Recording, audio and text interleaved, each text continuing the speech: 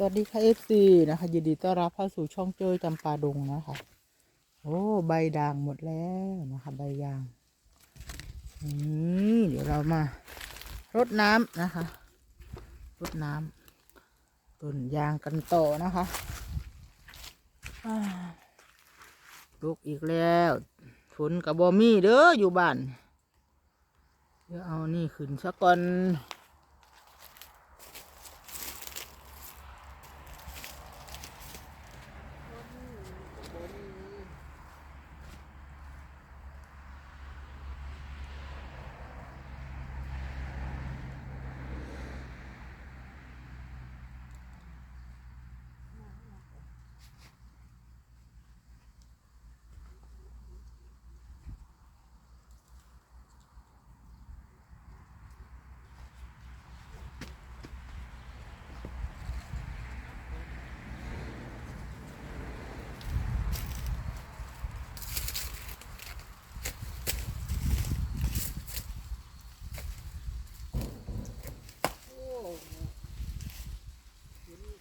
ไม่ตก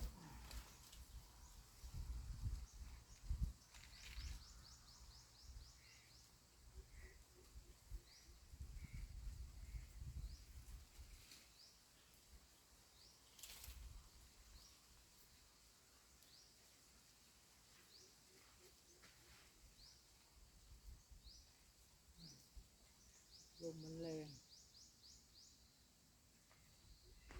ลมมันแรงลมมันแรง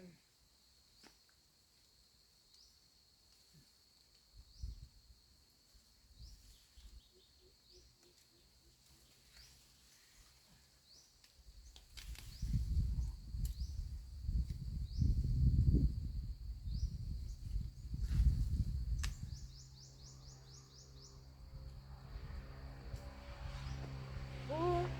เข้าไปทำไมเนาะ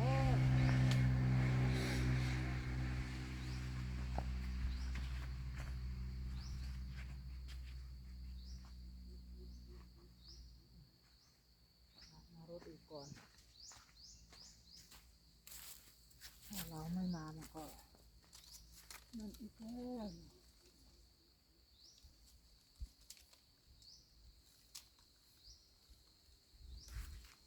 ปรุงอีกแล้วนะคะเดี๋ยวเอาน้ำมารดก่อน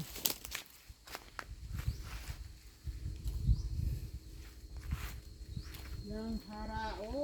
หมักม่วงกระลุนเบิดแล้ว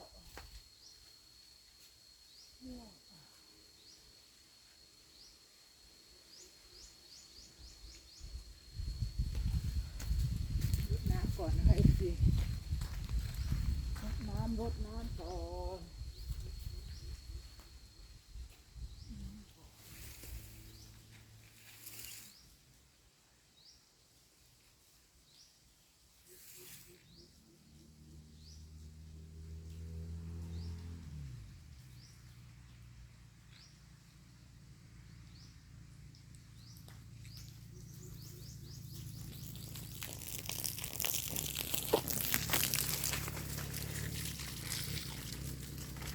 ลูกชายก็มาแล้ว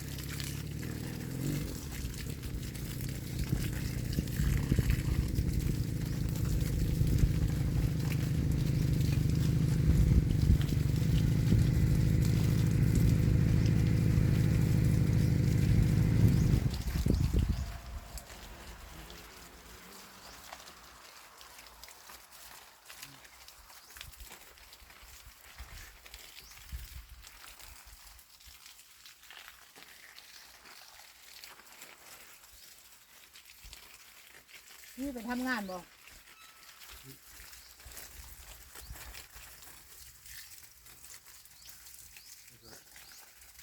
ไหนเถอะ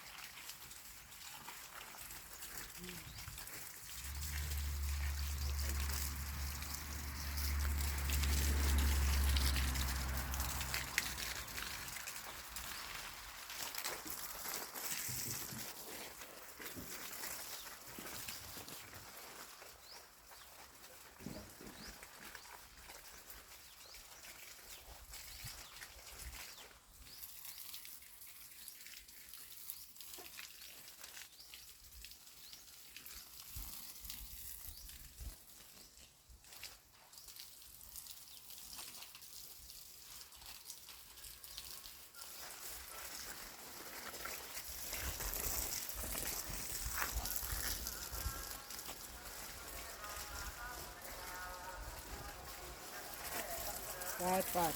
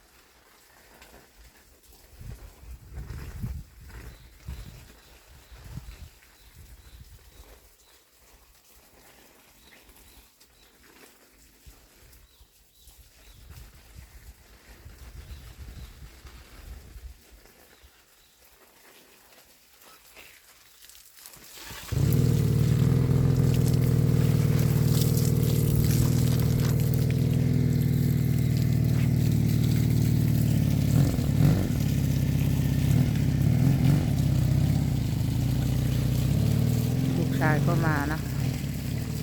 ลูกชายก็มาแล้วก็ไปแล้วอาจจะมารดน้ำนะคะแต่แม่รดแล้วก็กลับไปแล้วนะคะ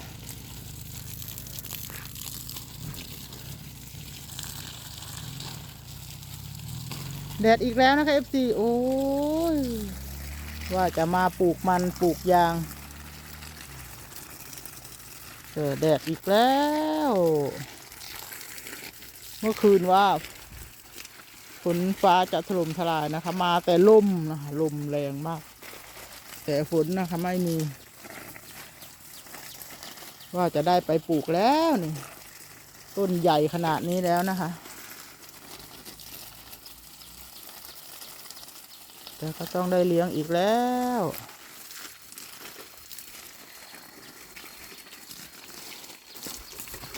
จะตกแล้วก็ไม่ตกมันรออะไรเนาะฝนฟ้า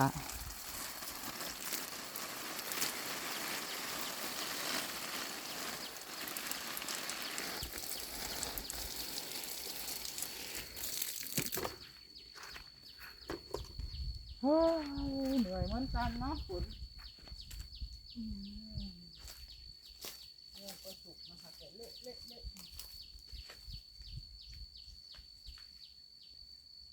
รุนลมมาแรงลมแรงมากเลยทั้งตกทั้งแตก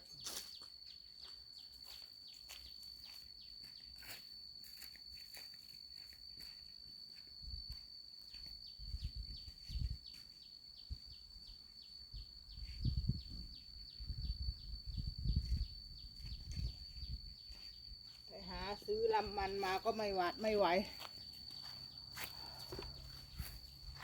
รดน้ำเสร็จแล้วนะคะแห้งแล้งจริงๆไม่เป็นตานี่นะคะลำมันที่ไปซื้อมา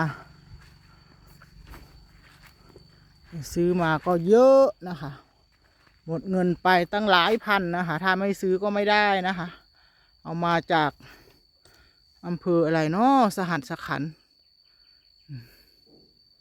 ไปซื้อมาแล้วนะคะได้ยินข่าวว่าลูกชายไปซื้อลำมันมาแม่ก็เลยว่าฝนจะตกก็เลยรีบมา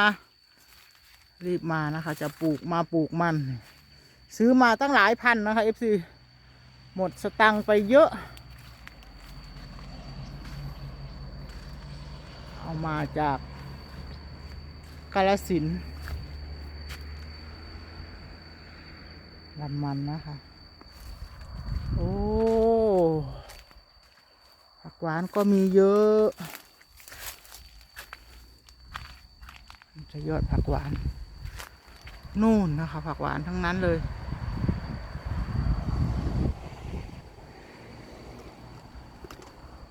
ผักหวานก็หมดไม่ได้ขายแล้ว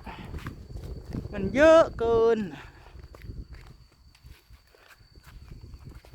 มองขึ้นไปดูแล้วมีแต่ผักหวานทั้งนั้นเลยนะคะ FC โอ้โหเต็มต้นเต็มต้น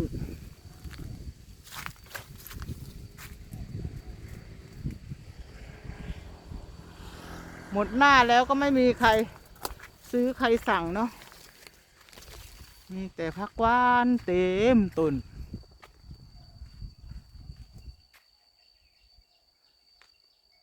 กินก็แบบนั้นแหละนะโอ้นี่นะคะ FC เห็นแต่ผักหวานทั้งนั้นเลย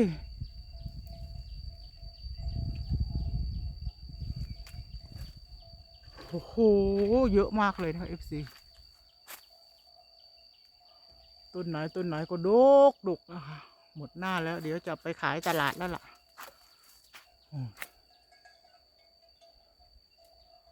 ต้นไหนก็มีแต่ผักหวานขอบคุณมากนะคะ FC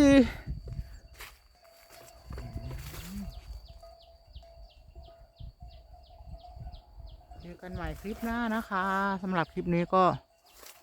ขอจบคลิปลงแต่เพียงเท่านี้นะคะผักหวานเต็มต้นเลยสวัสดีค่ะ